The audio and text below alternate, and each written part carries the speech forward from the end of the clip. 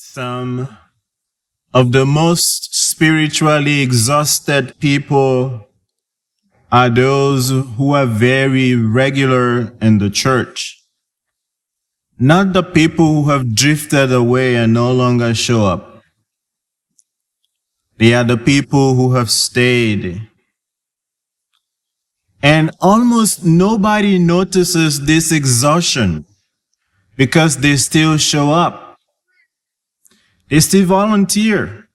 They still serve. They still pray. And they still carry everyone else.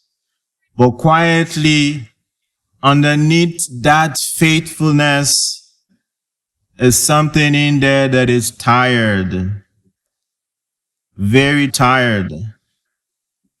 Maybe you know this feeling. You have tried to be faithful for many years. You know the prayers by heart. You know the responses to the Mass. You have tried so hard to love God correctly. But still, in the quiet moment, a question arises inside of you. Is this enough? Am I enough? Why does none of this end feel alive any longer? This is the wound underneath the gospel text today. Not rebellion, not the absence of faith, but the exhaustion of trying to earn what can only be received. Think about the elder brother and the story of the prodigal son that we have in the Gospel of Luke 15 from verse 11 through to 32. He never left home. He stayed. He worked day and night on the fields. He obeyed the rules. He carried the burden. And yet, when the father embraces the younger son, the elder brother stands outside angry and wounded, and he says, I have served you all these years. Do you hear the ache in that sentence, in that line? Or think about the story of Martha and Mary, the sisters of Lazarus, whom Jesus raised from the dead, that we have in Luke 10 from verse 38 through to 42. Jesus enters their home, and Martha is carrying the whole house on her back, while Mary sits quietly at the feet of Jesus listening. And eventually, Martha's frustration spills over, and she says to Jesus, do you not care that my sister is letting me do all of this alone? Both Martha and the elder brother stayed close to the house, while their hearts drifted far away from rest. But why? Why were their hearts drifting?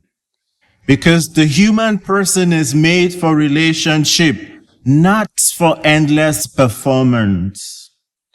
And when faith slowly becomes performance, everything changes. Prayer becomes pressure. Obedience becomes anxiety, and religion becomes scorekeeping.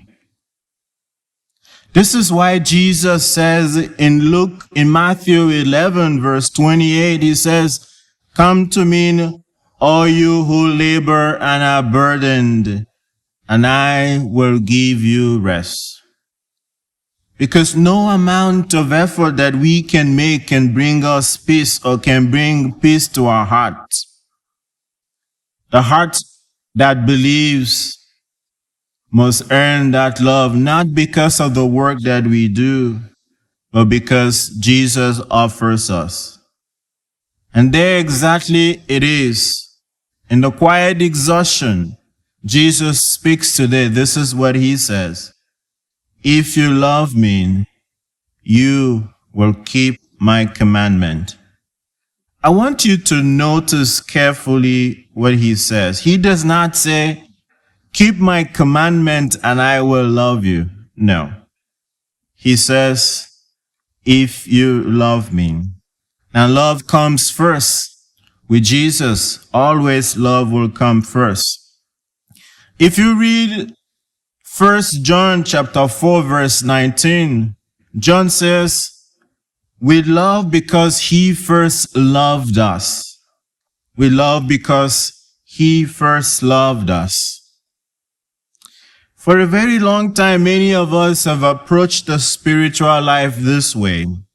If I pray enough, if I obey enough, if I serve enough, then maybe God will finally be pleased with me. But listen carefully to what Jesus says and how he says it. Then you will realize he does not sound like a master demanding for performance. He sounds like someone inviting you to remain close to him. And listen, I'm not saying prayer does not matter. No, prayer matters. Obedience matters. Faithfulness matters deeply. But they are not ways of convincing God to love you. They are what love begins to look like once you realize you were loved first. You were not loved because you obey well. No.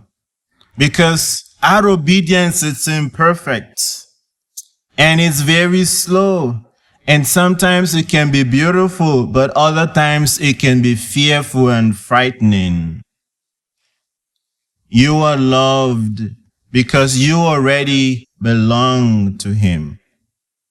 Obedience is not the cause of God's love for you. It is the fruit of it. Grace does not make obedience unnecessary. It makes obedience possible. And Jesus knows this very well about us. He knows that you cannot live this life by yourself. And so he says, I will ask the Father, and he will give you another advocate to be with you always. Think about that. The Christian life is not about us trying to climb toward God. And I have made this point again and again in all of my homilies. It is God who has first taken the step toward us. God is the one who is making a move toward us and wants to make a home in each one of us. He wants to make a home in you. He does not want to visit you occasionally. Jesus wants to dwell with you. Jesus wants to abide with you. Jesus wants to remain with you. And this is what Jesus is revealing in that promise. The advocate is not going to be distant from you. The advocate will be with you. The Spirit of God dwelling and staying inside of you. One person who understood this very beautifully was St. Augustine. He said, God commands what he gives. In other words, the Lord never asks for love that he himself is unwilling to create within you. This is what the sacramental life has been all along. In baptism, God named you a beloved child before you achieved anything. Not an employee, not a slave, not someone on probation, but the beloved child.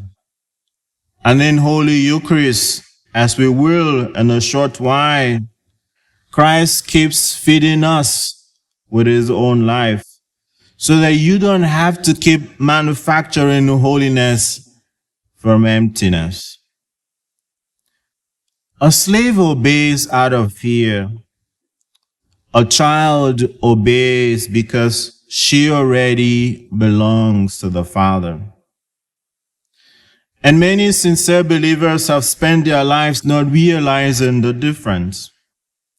St. Paul would say in Romans 8:15, "You have not received a spirit of slavery to fall back into fear.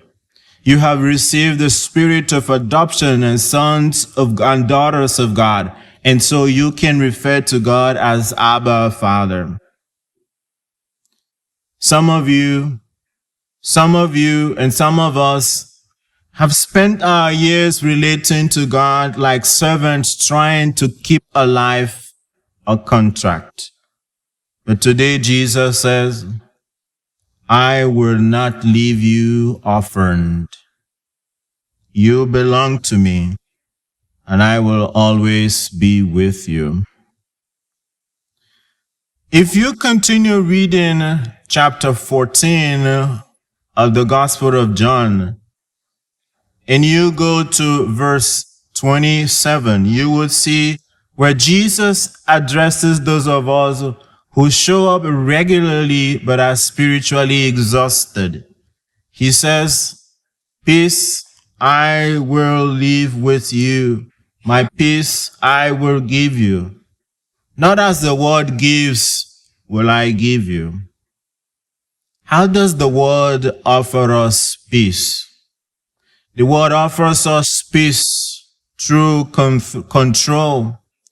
It offers us peace through achievement. It offers us peace through the illusion that if we get this and we get that, then everything will be okay.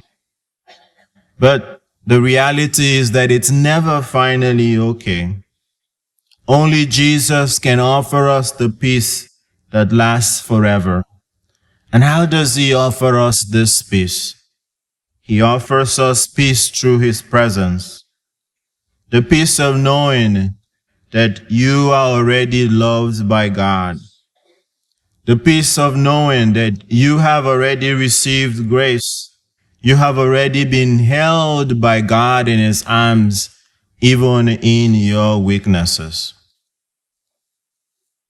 Here is my recommendation for each one of us this week.